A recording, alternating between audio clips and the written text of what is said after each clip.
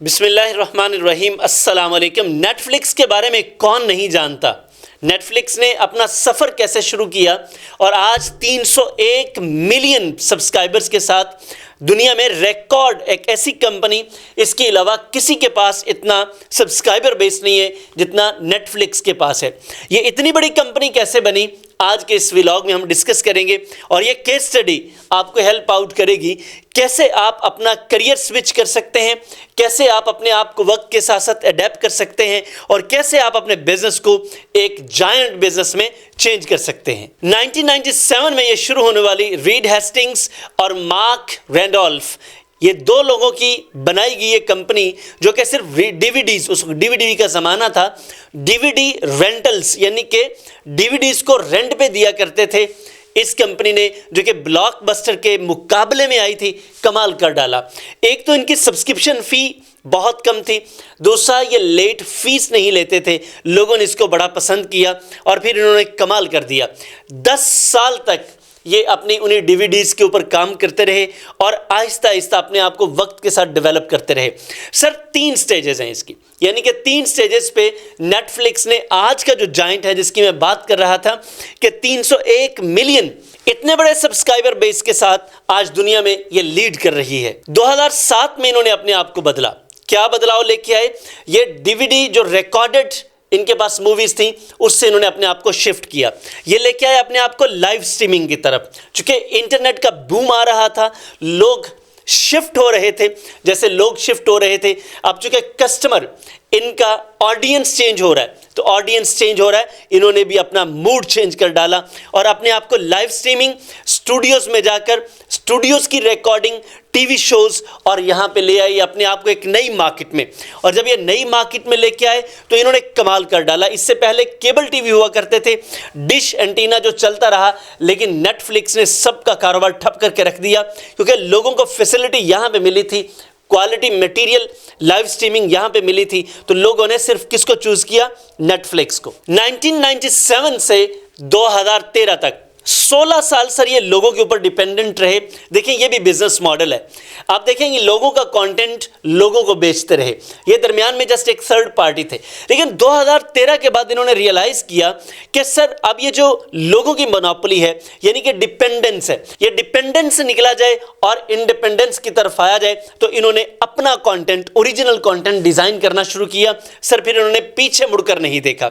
आप हैरान होंगे कि ये 2017 तक 100 मिलियन सब्सक्राइबर अचीव कर चुके थे और चूंकि ये एक बूम आ रहा था और अगले 3 सालों में जैसे ही कोविड आया 100 मिलियन और इनके साथ कनेक्ट हो गया और अब ये 200 मिलियन सब्सक्राइबर की कंपनी। क्या कमाल है। देखें ये 200 मिलियन सब्सक्राइबर, जब मैं सब्सक्राइबर्स की बात कर रहा हूं सर, ये समझ ले इतना ही बड़ा इनका कस्टमर बेस है। तो ये कस्टमर बेस से बढ़ते बढ़ते आज जब हम बात कर रहे हैं तो 301 मिलियन से ज्यादा सब्सक्राइबर है नेटफ्लिक्स के। और आप हैरान होंगे कि इनके पास पैसा कहां से आता होगा इतना कुछ करने के लिए। तो मैं आपको मजीद चौंका देने वाली बात आपसे शेयर करता हूं। सर सिर्फ और सिर्फ कंटेंट बनाने के लिए इन्होंने 18 बिलियन डॉलर्स, कितने? 18 बिलियन डॉलर्स खर्च किए। अब सवाल यह है कि ये जो 18 बिलियन डॉलर्स इन्होंने खर्च किए, इतना माल आया कहां से? ये भी तो एक सवाल है ना, एक चैलेंज है कि सर ये इतना पैसा कहां से लेके आते हैं। सर 2013 के बाद इन्होंने 2 बड़े प्रोग्राम शुरू किए जो कि इनके अपने प्रोग्राम थे, द हाउस ऑफ कार्ड्स और द स्ट्रेंजर थिंग्स। अब इन प्रोग्राम्स ने, जो कि चूंकि लाइव इनके प्रोग्राम्स थे, यहां से इनका कामयाबी का सफर शुरू होता है। और ये जो कंटेंट क्रिएट करना है, जो मैं बात कर रहा हूं आपको 17-18 बिलियन डॉलर्स की, सर ये पैसा कहां से पूरा करते हैं?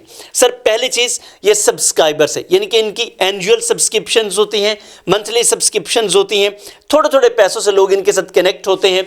और फिर जो लोग भी एंटरटेनमेंट के, इंफॉर्मेशन के शौकीन हैं, वो फिर उनको सब्सक्राइब करते हैं। अब सर दुनिया के 190 ममालिक में इनके सब्सक्राइबर हैं। आप इमेजिन करें इतनी बड़ी सब्सक्राइबर बेस कि दुनिया के 190 ममालिक में इतनी बड़ी कंपनी और किसी के पास इतना बड़ा डेटाबेस नहीं है। अब 190 ममालिक में जब इनकी डेटाबेस और सब्सक्राइबर्स हैं तो फिर अब ये क्या करेंगे? नंबर 1, अपने सब्सक्राइबर से सब्सक्रिप्शन फी लेते हैं। नंबर 2, सर ये बहुत कम पैसों पे एड्स चला के पैसे लेते हैं। नंबर 3 सर, ये लाइसेंसिंग यानी कि कंटेंट जो है, कंटेंट क्रिएशन की और कंटेंट डिस्ट्रीब्यूशन की, उसके फी लेते हैं पार्टनरशिप्स के थ्रू। तो इस तरह इनका रेवेन्यू बिलियंस ऑफ डॉलर्स में आता है। अब ये बिलियंस ऑफ डॉलर्स जब इनके पास आ रहे हैं तो इनको लगाना कोई मुश्किल काम नहीं। अब सर सवाल यह है कि इनकी कामयाबी की बड़ी वजह क्या है। नंबर 1 सर, ये अपने आप को वक्त के साथ साथ डेवलप करते रहे। AI आया और अब ये AI की बुनियाद पर डेटा एनालिटिक्स करते हैं और उसी की बुनियाद पर डेटा ड्रिवन फैसले करते हैं। नंबर 2 सर, ये अवार्ड विनिंग कंटेंट बनाते हैं, जैसे कि आपके सामने इनके प्रोग्राम्स हैं मनी हीस्ट और स्क्विड गेम। अब इन प्रोग्राम्स ऐसा कंटेंट जिसको हम कंटेंट इज द किंग हम कहते हैं, तो ये नेटफ्लिक्स ने साबित करके दिखाया कि जनाब हम वाकई ही इस किंग से फायदा उठा रहे हैं। नंबर 3 सर, इन्होंने यूजर फ्रेंडली इंटरफेस दिया और लोगों को ऐसी फैसिलिटी दी जिससे लोग बड़े मुतमईन होकर, यानी कि इनके जो सब्सक्रिप्शन है बड़े सीमलेस स्ट्रीमिंग है इनकी, बहुत आसान, बड़ा अच्छा यूज़र फ्रेंडली एक्सपीरियंस, जिसकी वजह से लोग इनके साथ कनेक्ट होते हैं। नंबर 4, लोकल ज़ुबान में सारी प्रोडक्ट्स इनकी अवेलेबल हैं और लोकल ज़ुबान में लोकल प्राइसिंग, ये इनका एक बड़ा फीचर है ताकि हर ज़ुबान, हर लोकेलिटी का पर्सन इनको अपनी ज़ुबान में समझकर इनके साथ कनेक्ट हो सके। Last but not the least one sir, ये अपना हर काम, चूँकि मैं हमेशा ये कहता हूँ कि सर आप कोई प्रोडक्ट बनाते हैं, आप कोई सर्विसेज देते हैं, सर ये आपके कस्टमर्स के लिए होती हैं। अगर आप कस्टमर सेंटर्ड प्रोडक्ट बनाते हैं, यकीन कीजिए आपकी प्रोडक्ट कमाल कर जाएगी। तो इन्होंने, नेटफ्लिक्स ने यही काम किया और ये काम इनको आज एक लीडिंग सब्सक्रिप्शन कंपनी बनाता है। और सर अल्टीमेटली सोसाइटी को ये सर्विसेज दे रहे और सोसाइटी इनको बदले में माल दे रही है। तो सर आप अगर कोई भी बिजनेस शुरू करना चाहते हैं, देखिए इन्होंने कहाँ से बिजनेस शुरू किया। एक DVD जो उस ज़माने की किसी और का कंटेंट है, ये रिकॉर्ड करते हैं, महफूज करते हैं, या उन्होंने रिकॉर्ड किया हुआ, इन्होंने सिर्फ लोगों को रेंट पे देना है। वहाँ से शुरू होने वाला सफ़र लाइव स्ट्रीमिंग पे आया, फिर कंटेंट किसी और का है सर, फिर अपने कंटेंट पे लेके आए। सर ये 16 साल के सफ़र के बाद आज जब हम बात कर रहे हैं, तकरीबन इस बात को 28 साल गुजर चुके हैं और आज ये $बिलियन की कंपनी है। सर सफ़र कामयाबी का इतना ही मुश्किल होता है। ये 27 साल तकरीबन एवरेज जो बिलियनर्स है दुनिया में, उनको अगर आप देखें तो हर बिलियनर को 27 साल लगे हैं सर। 27 साल वो ज़ीरो से भी शुरू करके 27 सालों बाद कामयाब तरीन शख्स बन गए। तो सर आप और मैं, मेरे और आपके लिए ये है, हम आज अगर अपना सफ़र शुरू कर रहे हैं तो कोई मसला नहीं है। आपकी जो भी एज है, देखें लोगों ने 60 साल की उम्र के बाद KFC का आपके सामने मिसाल है, बिजनेस शुरू किया और कमाल कर डाला।